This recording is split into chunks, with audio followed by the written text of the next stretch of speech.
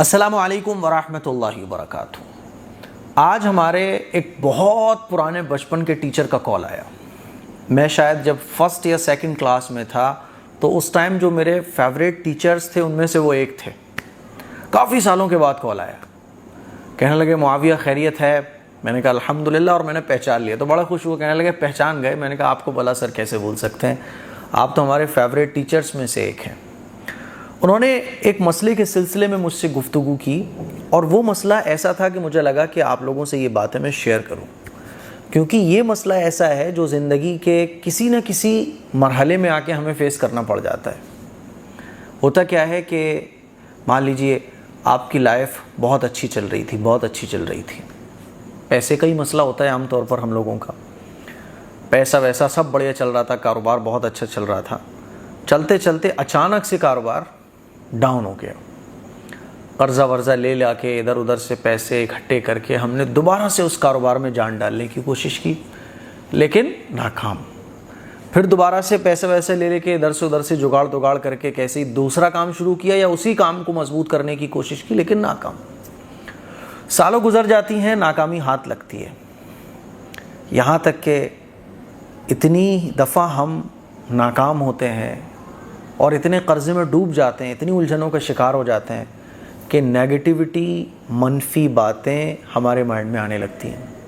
پھر ہم کوئی بھی چیز شروع کرتے ہیں تو سب سے پہلے وہ غلط چیزیں مائنڈ میں آتی ہیں کہ یار یہ بھی فلاپ ہو جائے گا، یہ بھی فلاپ ہو جائے گا، اور ہوتا بھی یہی ہے کہ وہ بھی فلاپ ہو جاتا ہے۔ یہی ان کا مسئلہ تھا کہ بہت ساری چیزوں میں انہوں نے کوشش کی، لیکن ویسی کامیابی نہیں ملی جیسے ملنا چاہیے تھی، بلکہ جو مائنڈ میں غلط چیزیں آ رہی ہیں وہی کچھ دنوں کے بعد کوئی کام شروع کیا تو وہی غلط چیزیں سامنے آ جاتی تھیں۔ ناکامی، قرضہ، یہ ختم ہونے کا نام ہی نہیں لے رہا ہے۔ تو وہ کہنے لگے کہ مفتی صاحب ہم نے جو ہے نا ایک مولانا صاحب کو بھی دکھایا، تو جیسے ہی انہوں نے یہ بولا تو میں نے ان کو بیچ میں نے کہا سر معذرت چاہتا ہوں، آپ کو بیچ میں روک رہا ہوں، آپ نے جن مولانا کو بھی دکھایا ہوگا تو انہوں نے یہی کہا ہوگا کہ آپ کے کاروبار پر کسی نے بندش لگا دی ہے، آپ کے گھر کو چیک کرنا پڑے گا۔ ایسے ہی ہوتا ہے، نہیں ہوتا کہ جیسے ہی ہم اس طرح کی پرابلم کو فیس کرتے ہیں کسی کے ذریعے یا ہمارے ٹچ میں کوئی ہوتا ہے، تو ہم کوئی تعویذ والے مولانا کے پاس جب پہنچتے ہیں تو وہ فوراً یہ کہتے ہیں کہ آپ کے گھر پر بندش ہے، آپ کے کاروبار پر بندش ہے، آپ کے گھر کو چیک کرنا پڑے گا، دھول مٹی لے کے آؤ، صبح کی جھاڑو کی مٹی لے کے آؤ تو چیک کریں گے۔ پھر ایک لمبا پروسیس چلتا ہے۔ میں نے تو لوگوں کو 7 کنوؤں کا پانی جمع کرتے ہوئے دیکھا ہے۔ ایک ہمارے شہر کے پاس ہی شکوہ آباد ایک جگہ ہے، تو میں وہاں جا رہا تھا، راستے میں ایک جگہ نماز پڑھنے کے لیے رکا تو ایک صاحب بوتل لیے ہوئے تھے، تو میں نے پوچھا بھائی کیا بات ہے؟ کہنے لگے مفتی صاحب وہ 7 کنوؤں کا پانی جمع کر رہا ہوں کیونکہ میرا علاج چل رہا ہے، تو 7 کنوؤں کا پانی کی ضرورت اس میں ہے، تو 3-4 کنوؤں کا پانی مل گیا ہے، کسی نے بتایا تھا ایک کنواں یہاں پہ بھی ہے تو اس کا پانی جمع کرنے آیا ہوں۔ میں نے کہا بھائی ٹھیک ہے، اللہ تمہیں ہدایت دے۔ تو ایسے لوگ 7 کنوؤں کا پانی جمع کر رہے ہوتے ہیں، کوئی کچھ کر رہا ہوتا ہے، کوئی کچھ کر رہا ہوتا ہے۔ تو میں نے ان سے کہا کہ اگر آپ ایسے جائیں گے کہیں بھی تو اکثر لوگ آپ کو ایسے ہی ملیں گے، کیونکہ آپ نے دیکھا ہوگا آج کل اکثر لوگوں کی جو تعداد ہے وہ خراب ہے، اچھائی بہت کم رہ گئی ہے، اچھے لوگ بہت کم رہ گئے ہیں، برائی بڑھ گئی ہے اور برے لوگ زیادہ ہو گئے ہیں۔ آپ دیکھیے اچھے ڈاکٹرز نہ کے برابر ہیں، اچھے ٹیچرز نہ کے برابر ہیں، اچھے رشتے کیوں نہیں ملتے؟ کیونکہ اچھے لوگ کم رہ گئے ہیں، برے لوگ زیادہ ہیں، لالچی لوگوں کی تعداد زیادہ ہو چکی ہے نا، ہرس زیادہ لوگوں میں آ چکی ہے۔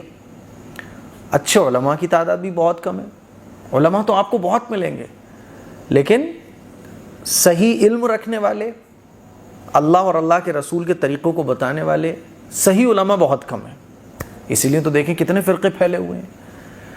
تو میں نے ان سے کہا کہ گھبرانے کی کوئی ضرورت نہیں ہے، اور میں آپ لوگوں سے بھی کہہ رہا ہوں کہ اس طرح کی سچویشن سے اگر آپ جوجھ رہے ہیں تو آپ کو گھبرانے کی ضرورت نہیں ہے، کہیں کسی کے پاس جانے کی ضرورت نہیں ہے، کوئی تعویذ تو بالکل لانے کی ضرورت نہیں ہے، کچھ بھی نہیں ہے، ٹینشن لینے کی ضرورت نہیں بالکل۔ واللہ یرزق من یشاء بغیر حساب، اللہ جس کو چاہتا ہے رزق دیتا ہے اور بے حساب دیتا ہے۔ اللہ فرماتا ہے قرآن میں ان اللہ هو الرزاق ذو القوۃ المتین، کہ بے شک اللہ ہی ہے جو رزاق ہے۔ آپ کو جتنا رزق ملنا ہے اللہ کے اختیار میں ہے، اللہ آپ کے مقدر کو پکڑے بیٹھا ہے۔ وہ آپ کو چاہے تو پل میں بادشاہ بنا دے، وہ پل میں چاہے تو بادشاہ کو فقیر بنا دے۔ تو گھبرانے کی تو بالکل ضرورت نہیں ہے۔ حالات ہیں یہ، زندگی میں آزمائش کے طریقے اللہ تعالیٰ کے بدلتے رہتے ہیں۔ کبھی اللہ نعمتیں دے کر آزماتا ہے، کبھی اللہ تعالیٰ تکلیفیں دے کر آزماتا ہے۔ آپ یہ یاد رکھو کہ ہم اس زندگی میں آزمائے جا رہے ہیں۔ جب اللہ کی طرف سے پیسے مل رہے تھے، مال و دولت کے ڈھیر لگے ہوئے تھے ہمارے پاس، شکر کرو آپ شکر کرو، کیونکہ اللہ آپ کو نعمتیں دے کے آزما رہا ہے کہ میرا بندہ میرا شکر کرتا ہے نہیں کرتا۔ اب کاروبار ختم ہو گیا تو گھبرانا نہیں ہے، اللہ کی رسی کو نہیں چھوڑنا ہے، ادھر ادھر ٹرن نہیں لینا ہے، سیدھے راستے پہ چلنا ہے۔ اور سیدھا راستہ کیا ہے؟ صبر کرنے کے بعد اللہ سے مانگنا، گڑ گڑا کے مانگنا۔ میں نے ان سے کہا کوئی ضرورت نہیں ہے۔ پھر وہ کہنے لگے کہ مفتی صاحب تھوڑا گھر میں بھی ایک دو چیزیں عجیب لگتی ہیں، جیسے کہ چھپکلی ہے، کچھ ادھر ادھر کی چیزیں بھی ایسی انہوں نے بولی۔ آپ لوگوں کو بھی ایسا ہوتا ہوگا کہ یار چھپکلی ایک آ رہی ہے، یوں جا رہی ہے۔ بالکل ٹینشن لینے کی ضرورت نہیں ہے۔ اگر اس چھپکلی کے اندر جن ہے بھی نا، شیطان ہے بھی اس اگر چھپکلی کے اندر یا بلی کے اندر، تو آپ یہ یاد رکھو کہ جنوں کی اور شیطانوں کی ایک خاص عادت ہوتی ہے، آپ کہہ سکتے ہو کہ ان کی فطرت ہوتی ہے۔ جتنا آپ گھبراؤ گے وہ آپ کی گھبراہٹ کو بڑھانے کی کوشش کریں گے، اور جتنا آپ بہادر بنو گے، جتنا آپ یہ سوچو گے کہ نہیں میں تو اللہ سے ڈرتا ہوں، اللہ میرے ساتھ ہے، تو اتنی آپ کی ایک گھبراہٹ کے اور ڈر کی کیفیت ختم ہوگی۔ شیطانی اثر آپ کے اوپر اتنا ہی زیادہ اثر کرے گا جتنا آپ اس سے ڈرو گے، اور جتنا آپ اس سے نہیں ڈرو گے وہ شیطانی اثر ختم ہو جائے گا۔ آپ دیکھیں حضرت موسیٰ علیہ السلام کے واقعے میں کہ جادوگروں نے جب رسی کو ڈالا تو حضرت موسیٰ علیہ السلام تھوڑے سے ڈرے، فطرت ہے، لیکن اللہ تعالیٰ نے پھر کہا کہ تم اپنے عصا کو آگے پھینکو، ڈرو مت، گھبراؤ مت۔ حضرت موسیٰ علیہ السلام کو جب یہ یقین آیا کہ اللہ میرے ساتھ ہے، انہوں نے اپنے عصا کو ڈالا تو سارے جادوگروں کا جو جادو تھا وہ ڈھیر ہو گیا۔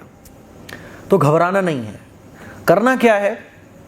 روزانہ 1000 مرتبہ درود شریف پڑھ کر، اور اسی مقصد کے لیے، مان لیجیے آپ کا کاروبار نہیں چل رہا، مان لیجیے آپ کے اوپر کا قرضہ نہیں ختم ہو رہا، مان لیجیے آپ کو لگتا ہے کہ آپ کے گھر میں کوئی اثر ہے، آپ کو لگتا ہے کہ گھر میں یار کوئی حاسدین کی نظر لگی ہوئی ہے، کوئی حسد کرنے والا حسد رکھے ہوئے وہ بیٹھا ہے، وہ کچھ کر رہا ہے ٹیڑھا میڑھا۔ گھبرانے کی ضرورت نہیں ہے۔ 1000 مرتبہ درود شریف پڑھیے آپ، اور اسی مقصد کو مائنڈ میں رکھتے ہوئے 1000 مرتبہ درود شریف پڑھیے، اور 1000 مرتبہ درود شریف پڑھنے کے بعد 5 منٹ یا جتنا آپ کی طبیعت لگے اللہ سے اس پرابلم کا سولوشن مانگنا ہے۔ دعا یہ سب سے بڑا عمل ہو گیا، درود شریف یہ سب سے بڑی پاور ہے۔ اللہ کے نبی کا ارشاد ہے کہ جو شخص 1 مرتبہ درود شریف پڑھتا ہے، اللہ تعالیٰ اس کی 100 پریشانیاں دور فرماتا ہے، 70 آخرت کی، 30 دنیا کی۔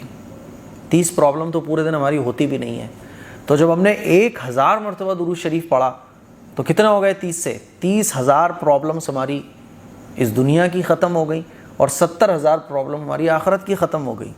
سوچو یہ پرابلم کو ختم کرنے والی پاور جب 1000 کوانٹٹی کے ساتھ ہوگی، اور اس کے بعد پھر دعاؤں کا کور اس کے اوپر ہوگا، آپ اندازہ کرو کہ کتنا پاورفل یہ عمل ہو گیا۔ شیطانی اثر تو اس کے آگے ٹک نہیں سکیں گے۔ اور دوسرا عمل کیا کرنا ہے، میں نے ان کو بھی بتایا، آپ کو بھی بتا رہا ہوں، سورہ بقرہ کی تلاوت۔ آپ کو لگ رہا ہے کہ گھر میں یار کچھ ٹیڑھا میڑھا چل رہا ہے، کچھ اچھا نہیں ہو رہا ہے، کچھ تو گڑبڑ ہے، تو کہیں جانے کی ضرورت نہیں۔ اللہ کے نبی نے ہمیں ہر چیز کا سولوشن دیا۔ حضور نے ارشاد فرمایا کہ جو شخص بھی سورہ بقرہ پڑھے، جس گھر میں سورہ بقرہ پڑھی جائے تو اس گھر میں جادو جنات کا اثر نہیں ہوتا۔ تو یہ مولویوں کی تعویذ کیا کریں گے یار؟ ایک طرف مولوی کا بتایا ہوا تعویذ ہے، ایک طرف ہمارے نبی کا بتایا ہوا عمل ہے، کون سا کرو گے آپ مجھے بتاؤ؟